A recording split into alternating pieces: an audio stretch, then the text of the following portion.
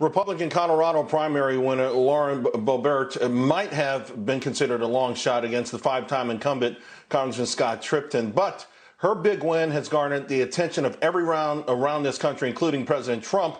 Congressional candidate Lauren Boebert joins us now. First of all, I got to say congratulations. What an amazing, magnificent win. And you did it by showcasing strong core conservative values and you know, the way you live. And it's kind of gone counter what we see in culture overall. Just what made you believe you can get this far? Well, this was an amazing win. Thanks so much for having me on. This was a tremendous upset for the establishment and a fantastic victory for the grassroots and for freedom. And that's exactly what my campaign is, Freedom for America. Really, I would like to give some credit to President Trump for really pioneering the way for folks like myself to get involved. We love that President Trump is not a politician. He's a businessman, he's a family man, and he loves America. And he's really given permission to so many of us to step up and serve our country. When was your moment, Lauren, with your epiphany or when your eureka moment that, you know what, I should get in here. I could be a great representative for the people? Well, I'm a mom. I'm a business owner. I've never had goals to be in politics or in government, but I understand how government overreach really destroys our lives back here at home. And those decisions that are made in D.C.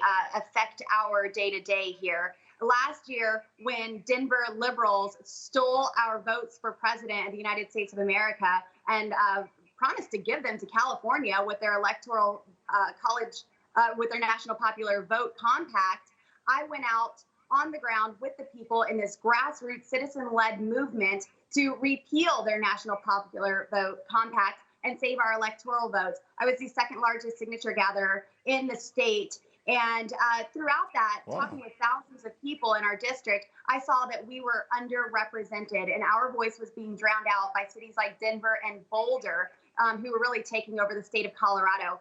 And so I started looking into where I could be most effective for the people in my area. And I saw my previous opponent's voting record, and he has a conservative message when he comes back home. But when he goes to D.C., he seems to forget who he works for, the people in the Colorado's 3rd Congressional District. Well, you know, at least I think the Supreme Court would make that whole thing a moot point, but you became a political superstar by doing it the hard way, the right way. I do want to ask about November because, you know, President Trump, you met with him this past weekend in Mount Rushmore. He gave a very powerful speech. It was though centered on American exceptionalism, the core audience, if you will. Since then, he's put out a series of tweets. And some people are worried that he's not spending enough time with just less than 120 days ago to broaden the tent. Any thoughts on bringing in the independent voter, some of these other folks who may not be as affixed to President Trump as you are? Well, just like President Trump, I am an America First candidate, and I loved the message that he had. I felt that it was very unifying. He's talking about how tremendous our country is and the vision that our founding fathers had and the great things that they did to secure our nation, for us to be a free people. And I don't believe that it gets more unifying than that.